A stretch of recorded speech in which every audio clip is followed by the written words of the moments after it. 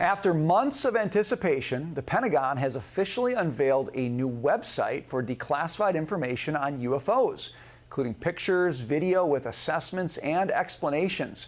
This follows a whistleblower telling House Oversight Committee in July he believed the government had possession of alien technology. Joining me now is Tennessee Congressman Tim Burchett, who has been calling for more answers on UFO information. Congressman, thanks for being with us. Okay, so this is not my cup of tea, but this is yours. Are you happy that this new website is up, and do you think it's going to be helpful? I think it's the Pentagon smells dollars. You know, it's an agency that loses over $1 billion a year, that's never passed an audit. And they told us since 1947 that UFOs do not exist, that it's a figment of our imagination, swamp gas, whatever. And now all of a sudden, Chuck Schumer's talking about a new department over there, waving around some more money. And guess what? All of a sudden, UFOs do exist, and we're going to bring you out some very poor quality footage and some things that most people in the UFO community have already seen for years. And you know, and I'm sure Congress will pay into it, and we'll allocate them more money. But I don't expect, look, until they come clean with everything, because why would you trust a group since 1947, since at least Roswell, that they've said that these things don't exist, and now all of a sudden the switch turns on? What they've seen is they've seen folks like the good folks at Fox, like yourself, that are covering it, and over half the population believes in it, so they can ask Congress for more money, and it just turned loose. I want transparency. That's all I said during the hearings. Don't bring me any little green man. Don't bring me flying saucers. Just bring me transparency. So this is going to be stale stuff, is what you're saying on this website. I mean, what would actually look like a good first step in terms of transparency? What would you like to see where you'd say, okay, they're actually taking this seriously now?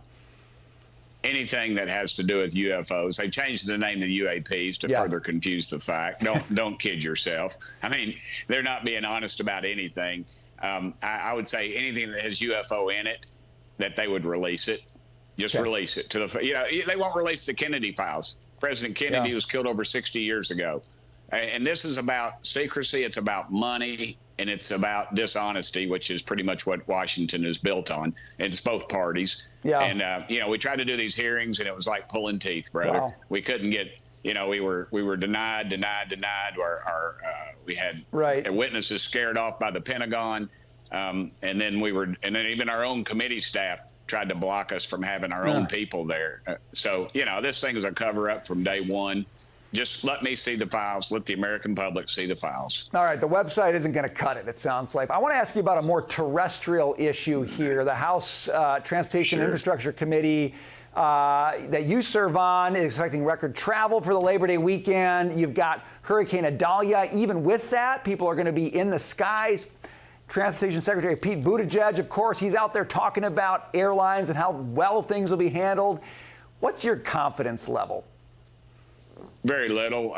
Mayor Pete, you know, I was the mayor of a community. We cut debt. We paid cash for schools. We gave raises, and we're able to do that without more taxes. He's just the exact opposite. That's all he understands. I mean, the guy rides his bicycle. He rides his Suburban all the way up to the entrance of his office, and then he makes the security team get his bicycle out, and then he rides it in for 1 block. I mean, that's what he's about. He's about show, no go.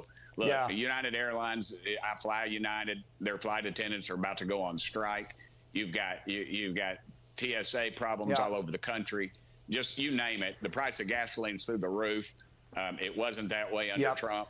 And now look what we're doing. And more people are trying to travel, and their dollars will go less. Well, that's a pretty picture as we head into the weekend. Thank you, Congressman. We appreciate your insight. Thanks for being here.